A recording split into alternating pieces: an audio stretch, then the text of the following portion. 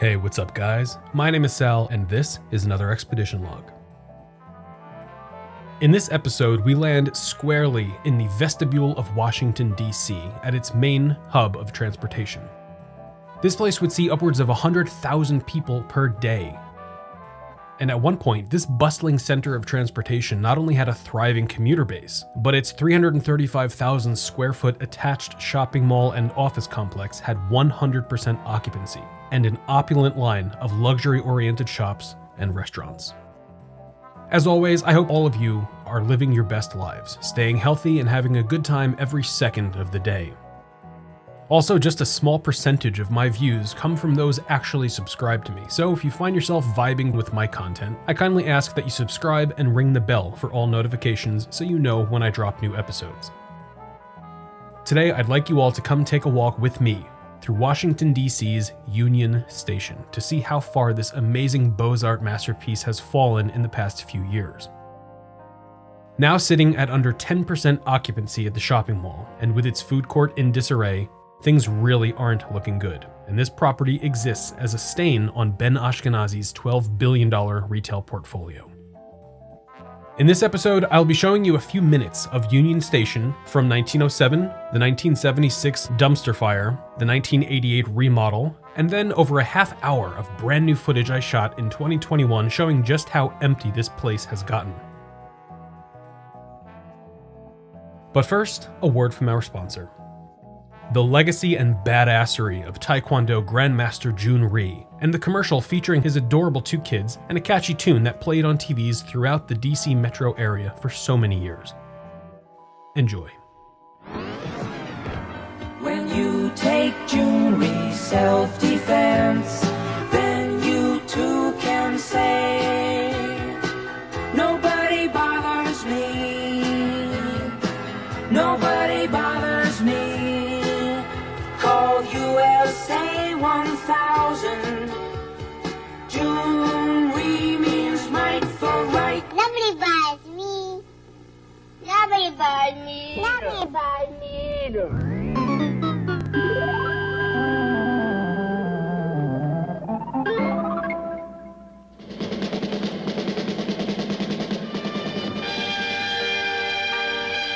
Here comes a unique and devastating force, Taekwondo, a very lethal form of Kung Fu.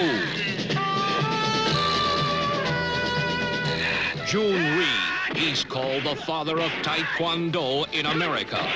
See why 5 million Americans worship this amazing Grand Master.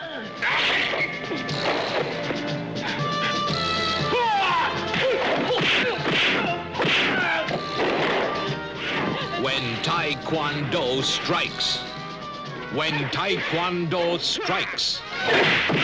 Raymond Chow is the world's action producer. He's got exactly what you want, and he outdoes himself in When Taekwondo Strikes.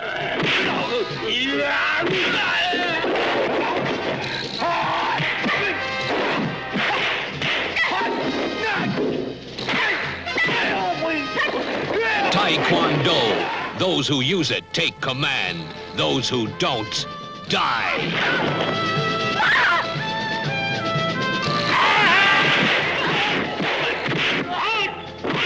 When Taekwondo. See this shocking saga of rebellion and revenge from World Norfolk. When Taekwondo strikes.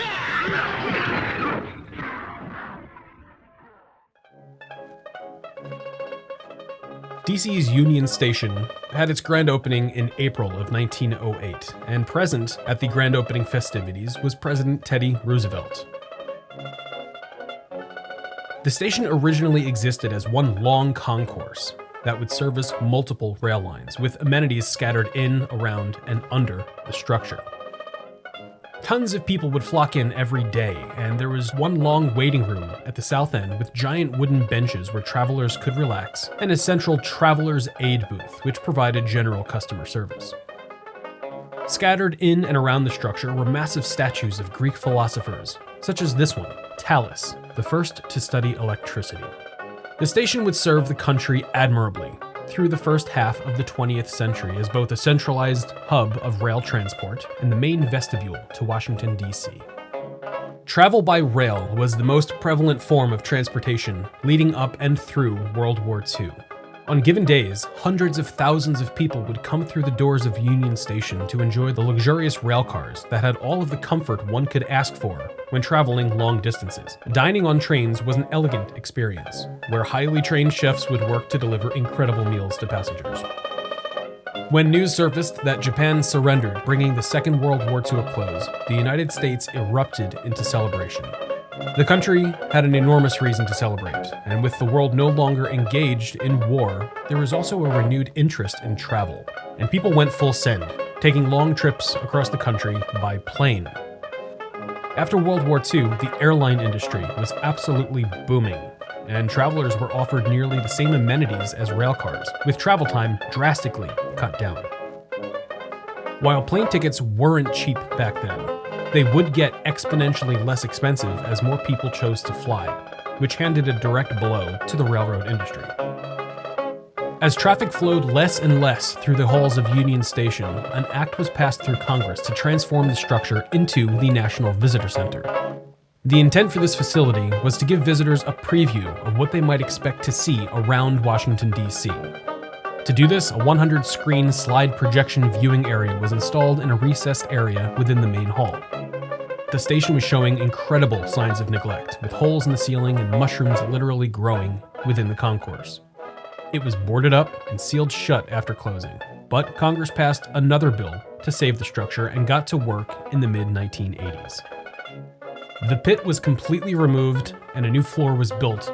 The arched ceiling was fully restored inch by inch with meticulous scaffolding erected to hand paint the filigree and replace 75 pounds of gold leaf inlays.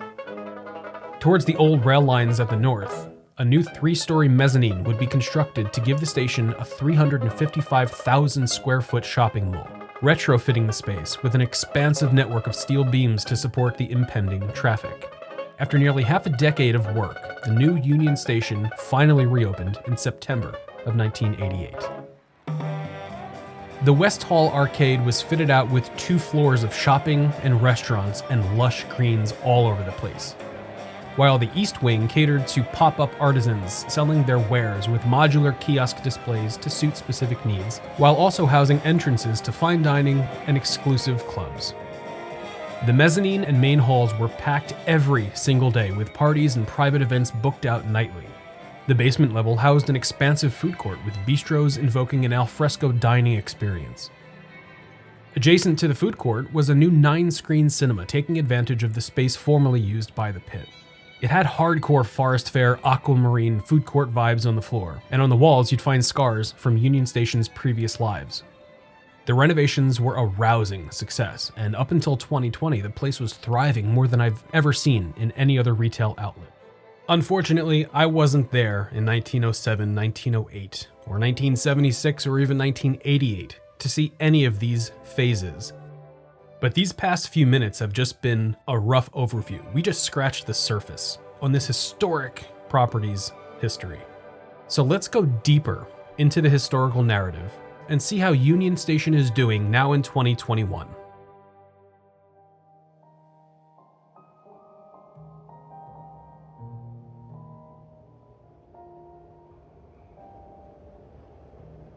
Welcome to Union Station in Washington, D.C. The footage you're seeing right now is from January 24th, 2021. While we walk through here, I'd like to take a deeper look at the station's history, if you'll indulge me. So let's go back to the beginning. In 1901, the United States Senate Park Commission would invite master architect and city planner Daniel Burnham to overhaul the aesthetic language of Washington, D.C. Burnham's work was inspired by none other than Major Peter Charles L'Enfant, who designed and planned the city of Washington, D.C. Daniel Burnham was known for saying, quote, "Make no little plans. They do not have the magic to stir men's blood," close quote. So obviously, he had plans to go big and to make Washington, D.C. a beautiful place. Mr. Burnham was tasked with 2 jobs: beautifying the city and creating a grand statement befitting to a world capital.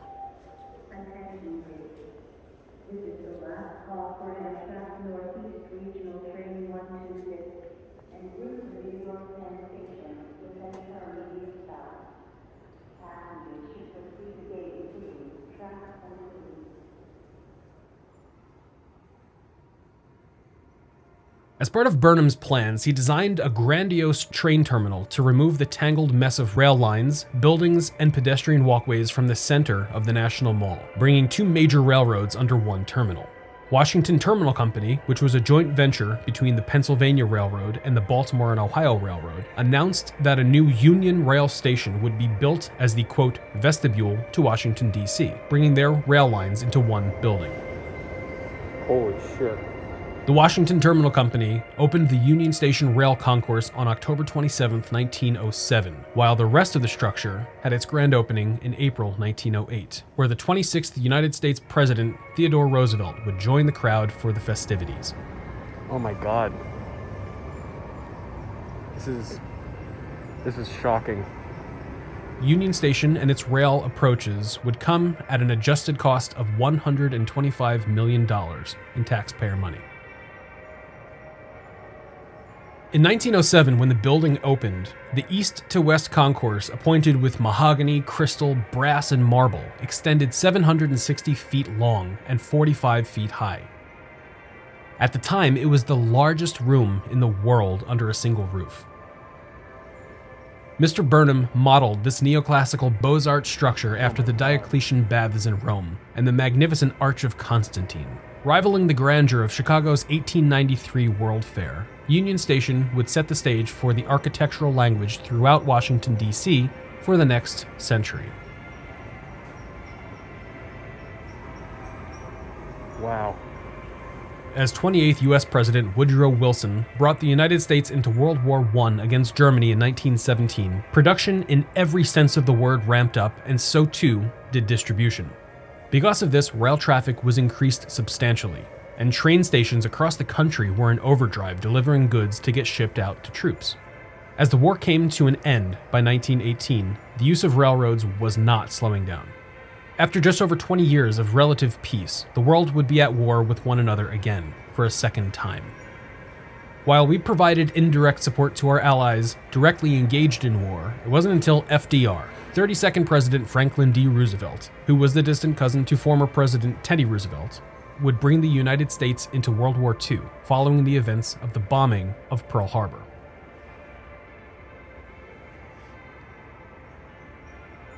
By the height of World War II and under FDR's administration, Union Station would see crowds of nearly 175,000 people through a single day, and the absolute height of its success in the 20th century.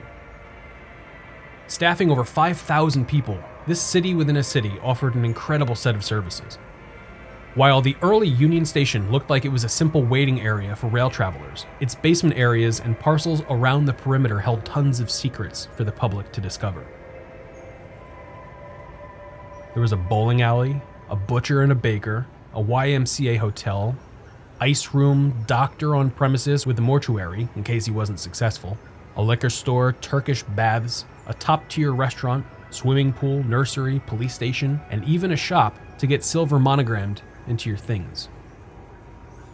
Among the seriously diverse amenities offered at Union Station was also a state reception suite. This private area was to be used for congressional leaders, the State Department, and/or the President of the United States, who could safely and privately entertain visitors and arrive into the Capitol through a separate and private entrance. The importance around adding this secret room was due to the July 1881 assassination of 20th U.S. President James Garfield. President Garfield was shot at the old Baltimore and Potomac Railroad station as he was leaving the Capitol to go on vacation. Poor guy, couldn't catch a break. While the United States Secret Service had been operating since 1865, there were no public bodyguards with the president at the time. The gunman simply leapt out of the crowd and shot President Garfield twice. Ultimately, the former president would succumb to infection from non-sanitized instruments probing for the bullet deeply lodged near his pancreas. He died 2 months later in Elberon, New Jersey, looking out over the ocean. But I digress. Garfield's assassination was the catalyst for installing that secret presidential suite, which gives further credence to all the other secret stuff that was built into the walls and catacombs of Union Station. Lots of times when you talk about this, people don't believe that these things actually used to be there. But take my word for it, they were there. It's also worth mentioning that 27th President of the United States, William Howard Taft, was the first to use the presidential suite in 1909, right at the start of his first term. When World War II came to a close, railway traffic also dwindled, and train stations across the globe would begin seeing drastically less traffic in light of air travel. Union Station was no exception to the post-war airline industry surge, and into the late 1950s, the Washington, D.C. rail station would begin falling into obscurity. Union Station was in a sad state of disrepair in the 1960s after nearly 2 decades of non-sustainable amounts of rail travel. The station was in danger of being torn down, so preservation societies stepped in, and by 1964, the station was designated as a national landmark, and in 1969, it was listed in the National Register of Historic Places, thereby removing any risk of forced demolition. After the process of distinguishing Union Station, the Washington Terminal Company offered ownership to the federal government while brokering a deal to continue owning the rail operations at the station. To be honest though, I think it went down more like the feds voluntold the company that this is how it's going to be if they wanted to keep making money with rail traffic. After this hush-hush agreement between the two entities in 1967, the Civil Service Commission displayed public interest in converting Union Station to a visitor center for the upcoming bicentennial celebration in 1976. Bicentennial celebrations are costly, and they take lots of time to prepare for, since buildings need to be constructed and other older structures need to be retrofitted for the celebration. So, on the morning of March 12, 1968, 36th U.S. President Lyndon Johnson signed the National Visitor Center Facilities Act into law. The Visitor Center would ultimately turn out to be a complete disaster, nearly destroying Union Station. The act transferred ownership of Union Station to now be under the Department of the Interior, which would lease the building for $3.5 million annually for 25 years. Washington Terminal retained control and ownership of the railway approaches and ticketing, and agreed to commit $19 million to construct a parking garage, a new terminal, and assist in converting the station into a visitor center. All said and done, the federal government pumped in over $100 million to Union Station, finishing the project in 6 years. The National Visitor Center opened inside Union Station on July 4th, 1976. It featured 2 175-seat movie theaters, multilingual information desks, a First Ladies of America exhibit, a national bookstore, and a Hall of States. Because of the large new attractions, lots of the underground stuff like the Turkish baths and mortuary were destroyed. As a matter of fact, during the renovation, a bunch of artifacts were uncovered that hadn't been seen since the station opened in 1907. Concordantly, the 1976 remodel removed the rail approaches, moving them to a simple cinder block structure which travelers had to walk around the visitor center to get to if they wanted to get to their trains. But the pièce de résistance was right in the center of the main hall. At a cost of $1.5 million was an 8,000 square foot sunken area called the PAVE, or the Primary Audio-Visual Experience. This area showed slides of monuments, sites, and attractions around DC on 100 individual screens with Kodak projectors behind each. Critics renamed this sunken area to The Pit, and it was a complete flop from day one. No one wanted to travel to the edge of Washington, D.C. to sit in some recessed hole cut into the floor of a nationally recognized historic building just to look at dimly lit slides of things they could just go look at by walking outside. People hated this thing, and it only really got used on the days surrounding the bicentennial celebration.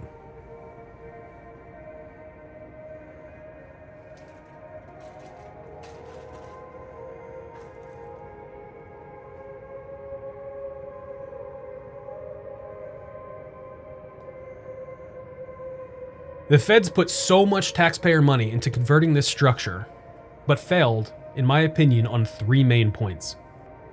First, there was virtually no advertising for the new visitor center, so no one really knew it was there or to look for it. It was non-existent in media save for a pamphlet and a few photos that now reside at the Library of Congress. The second failure was the lack of accessibility to the visitor center. While the Washington Terminal Company promised to build a sprawling new parking garage, It never happened by the 1976 bicentennial celebrations, so parking was a nightmare. If you've ever visited DC, you know just how much parking sucks. And unless you want to pay $50 to park for the day, you're hosed and you're going to walk around the entire city. But not having the parking garage in time for the second centennial of our nation's capital, for the structure meant to be the central visitor center in which the public paid $100 million in taxes for, that's egregious and a huge slap in the face.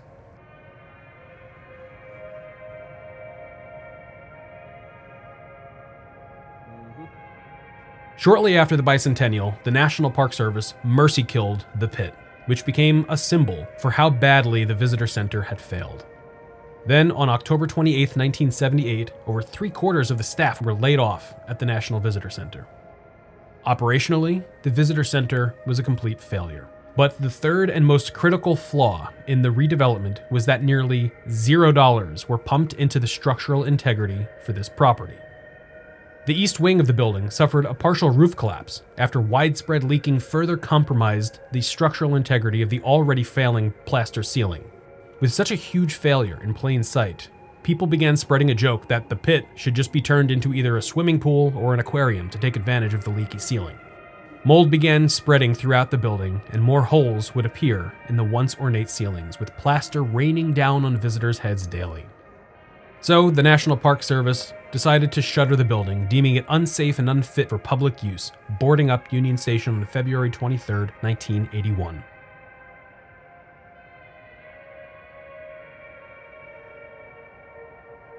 The US government was pretty much a complete train wreck through the 1970s, with executive leadership changing hands 3 times within the decade. 37th President Richard Nixon would navigate the country through the Vietnam War, but ultimately resigning after the Watergate scandal. Nixon was succeeded by his Vice President Gerald Ford, who became the short-lived 38th President of the United States, serving just under 2.5 years, or 895 days to be exact. Jimmy Carter would then serve 1 term as the 39th President of the United States, bringing the country into the 1980s. Union Station was at its absolute lowest point between 1965 and 1980. It really comes as no surprise that attention couldn't be spared by the numerous administrations through the 1970s to give this station some attention and renovations that it desperately needed, rather than some superficial and tacky visitor center makeup. I bring up the duality between the huge turnover of US presidents through the 70s and Union Station's lowest point coinciding with this, because this structure saw its most successful point in the 20th century during President Franklin D. Roosevelt's 4th term in office. Yes, his 4th term. Topping George Washington's 3, FDR would be the only US president that would ever serve 4 terms, with the 22nd Amendment being ratified into the Constitution in 1947 as a direct reaction to FDR's 4th election and inauguration.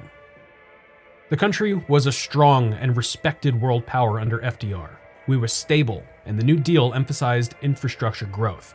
But in the 1970s, not so much. Into the 1980s, the rail industry began to rebound as a result of rising gas prices and Amtrak's new Northeast Corridor service. By 1981, 40th President of the United States, Ronald Reagan, was just starting his first term, and his administration took immediate notice of the critical infrastructure failures throughout the late 1960s and 70s. Eyes became trained on Union Station, and the Reagan administration pushed Congress to act on saving the structure since it was such a central figure to the country's bicentennial. The Interior Department agreed to turn over ownership for Union Station to the Department of Transportation, who immediately announced public intent to return the structure to its original use as a train station.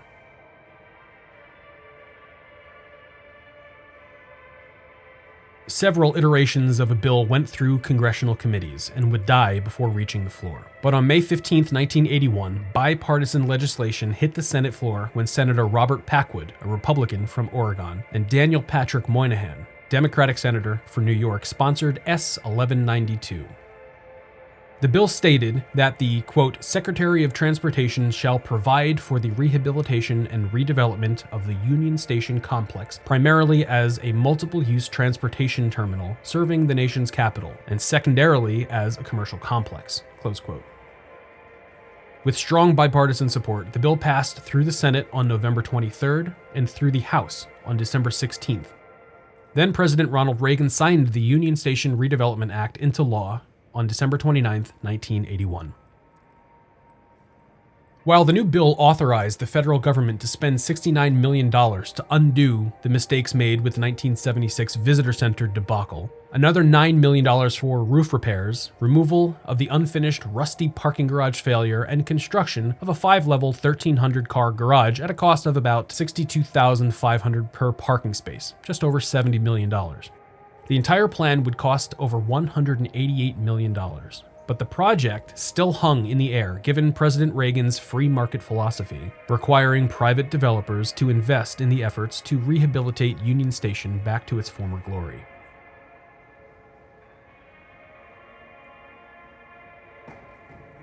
As we make our way down to the basement/food court area, directly to our right, where this Walgreens is, that's where the movie theater used to be.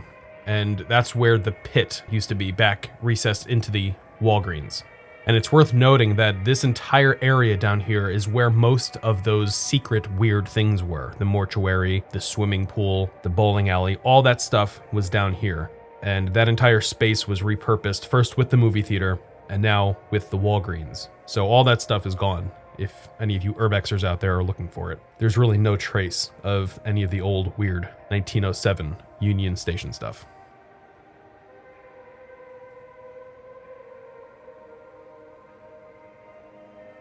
By 1983, the Union Station Redevelopment Corporation, or USRC, was formed by the Department of Transportation to orchestrate the new legislation. USRC accepted proposals from dozens of private real estate firms and made a decision in 1984.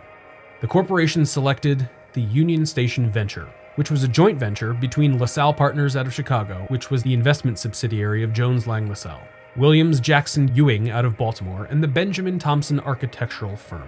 Union Station Venture and the District of Columbia would each commit $40 million to the project.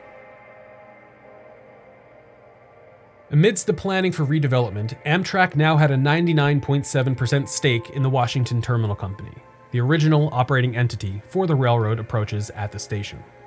With the incredible growth Amtrak showed in the 1980s, they decided to double down and move their headquarters into office space at Union Station, along with contributing $70 million to the restoration and redevelopment project. Construction for the project was finally underway, and there were several improvements and additions that would come to Union Station. A brand new mezzanine level would be added within the concourse with over 100 retail stores. The basement would be repurposed to a brand new food court with additional stalls available for mixed-use tenants, along with a brand new 9-screen movie complex to replace the area once used by the pit. Floors would be restored in the main east and west halls. Upgrades were made to the exterior lighting, and both the interior and exterior walls, doors, and windows were fully and meticulously restored, along with the installation of a public elevator to connect all 3 levels of the station. The work was extensive, and it was the government's response to how poorly it treated this structure up and until its 1976 Visitor Center flop. When I saw that open door right there into what I think are mall guts, those weird back areas, obviously my first reaction, if you've been with my series for some time now, you know that I like to explore those parts. But the entire city of Washington, D.C. was pretty sensitive by this point when I was filming in January 2021. There were armed National Guard troops, police, and everything. And it just felt wrong for me to go off the beaten track, especially at a public hub of transportation. So I chose not to.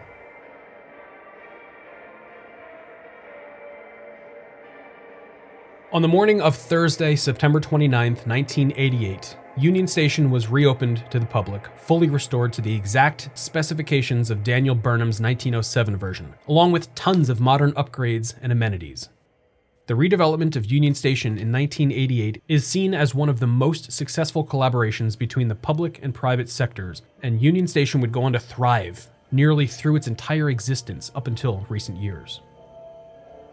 As we leapt into the new millennium, there would be a couple of management changes that came to Union Station. First, in 2002, Ackridge and Shalom Barani's associates paid $10 million for the air rights to the undeveloped land surrounding Union Station. Then, on February 1st, 2007, Ben Ashkenazi finalized the acquisition for Union Station's 84-year ground lease to retail, restaurant, and office space in a transaction valued at $160 million. At the time, Union Station was performing better than nearly any place I've ever researched.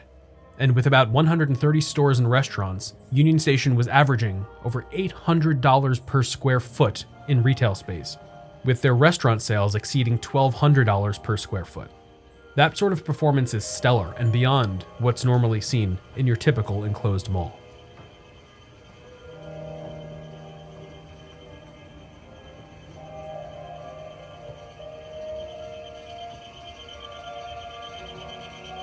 It was around the time that Ashkenazi began leasing operations that I would start visiting Union Station while getting my undergrad in DC. What I remember most about this place is how extremely busy it would be whenever I picked up any friends or family who would come into town. I'd always pick them up here at Union Station because grabbing the train from Baltimore was the easiest way to get here in DC, rather than driving and paying a small fortune to park your car. What actually triggered me to come out and film this place was when I was recently rewatching Hannibal, the 2001 sequel to Silence of the Lambs. There's a prominent scene shot at Union Station showing its post-1988 look. And it's a fantastic movie, so if you're into that sort of thing, make sure to check it out. Anthony Hopkins and Julianne Moore are awesome, and the story is great. In 2011, a 5.8 magnitude earthquake forced renovations to commence at Union Station after nearly $17 million worth of damage was identified in the main hall after the shock. The ceiling was repaired, and a new steel support system was installed to provide resistance against seismic shocks. Fresh plaster was applied, and improvements were made to the ventilation system. A $350,000 grant by the American Express Foundation also made it possible to re-gild the ceiling with a higher quality 23-carat, 18-gram weight gold, which increased the life expectancy for the ceiling between 75 and 100 years. The work cost over $30 million and was finally completed by 2013. Right now we're in the West Wing, and since 1988, this section has mostly been just for restaurants. And as you can see, most of them are closed right now. But as we walk towards the center, the main wing, you'll see these statues. And while the architecture on the outside of Union Station and most of DC shows more Ionic columns, what these statues are resting atop are Tuscan columns. So two different types of architecture, but mostly all still in the neoclassical Beaux-Arts style. There's 36 of these statues representing Roman legionnaires. And this is the section where most of that scene in Hannibal took place. That's where the big round wooden restaurant was that was subsequently removed. And right where that directory is, that's where the start of the pit was. But as you can see, this place is dead. Not how I remember it from college.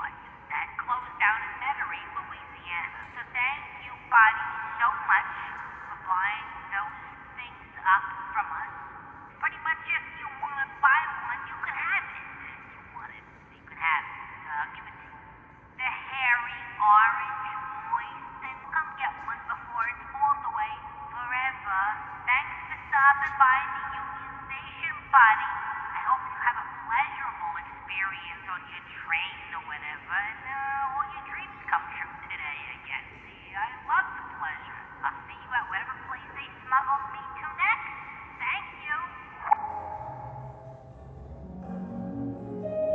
Union Station would continue to thrive into the 2010s, and the property was doing so well by 2016 that Barry Lustig, executive VP for Ashkenazi, told attendees at some fancy gala that the company was planning to transform the existing office space into some swanky new hotel. 1 year later, Amtrak announced that they'd be moving their headquarters and offices out of Union Station to head across the street to floors 3 through 6 of the National Guard Memorial Building in the fall of 2017. Trump even included Union Station as a priority in his infrastructure plan, with over $8 billion set aside for renovations, at least on paper. Ashkenazi's actually a fantastic businessman, and he knows how to run businesses and how to fill properties. And with what seemed to be positive forward momentum, Ashkenazi refinanced the original loan for the ground lease, setting the stage for a new redevelopment in the office space at Union Station. But then 2020 rolled up in its busted 1994 Dodge Shadow with these crazy bumper stickers all over it. The windows slowly rolled down, and thick white smoke billowed out. Insidious laughter could be heard from inside the rusty car, and in the back seat was what looked to be a sweaty, fully grown Italian man from the Jersey Shore, who had a big gold necklace on that said, "COVID-19, baby." He got out of the car and ran into the nearby crowds, wiping his disgusting sweat and stench all over everything, ruining what fun they were having, forcing thriving businesses to close, and people to quarantine in their homes at the behest of infecting others with this hairy man named COVID-19's stank. Union Station was no exception, and despite existing in Ben Ashkenazi's $12 billion portfolio as one of his most profitable properties, most of the tenants would fail to renew their leases after the forced lockdown ended, and with travel restrictions in place, rail traffic tanked. As a result, Union Station found itself falling from its near 100% occupancy in 2019 down to nearly below 10% by the end of 2020. But then, Washington, D.C. would erupt into chaos on January 6, 2021, when rioters stormed and broke into the Capitol, waving big blue flags. This insurrection caused the city to go into yet another lockdown. Unlike many dead malls, Union Station had a path to recovery after the pandemic, but it was mired by a deadly insurrection that cast a stigma over the entire District of Columbia. At this point, the property could go one of two ways. Either Ashkenazi will make stringent efforts to fill the vacancies and resume operation as normal, or they might take this opportunity to really pursue redevelopment, working aside Akridge and Amtrak, with the help of the feds to finally begin construction on the 3 million square foot new northern concourse proposed as Burnham Place. The desolate state of both Washington, D.C. and Union Station could just be the opportunity they need to build a gorgeous new structure and a thriving community. I really do think Burnham Place could be the new vestibule to Washington, D.C. And frankly, I think the developers should just go full send and go big, because we all need to remember what Daniel Burnham said. Make no little plans. They do not have the magic to stir men's blood. I'd like to thank all of you for watching my video. I'd especially like to thank my patrons and elite explorers for your direct support. You guys rock. If you're still with me right now in this video, and if you haven't yet subscribed, you may as well just do it at this point. Since you made it this far in the film, you're probably into my content. So subscribing and ringing the bell is the only way that you can coax YouTube into notifying you that I've released new content. Also, make sure to follow me on Instagram and Twitter at Salvatore Amadeo for more behind the scenes stuff, and to join the Dead Malls of Discord server if you want to chat with me directly. Just download Discord, make your account, and join. Links for everything are down below. Washington, D.C. will always be special to me, but it really pains me to see it like it is now. I do have hope that things will get better in the future, but for that to succeed, we all just need to work together and not against each other. I'll be back in a couple of weeks with ExLog 87 at the once luxurious, now incredibly dead Maza Gallery, also in Ashkenazi's portfolio. But until then, stay safe out there, everyone. Take care of yourselves, and have a fantastic day.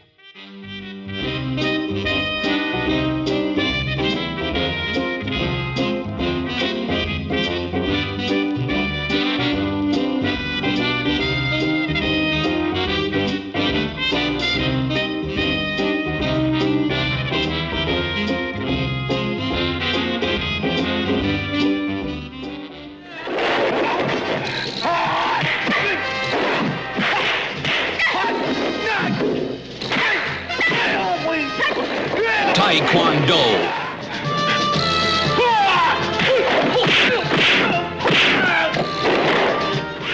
When Taekwondo strikes.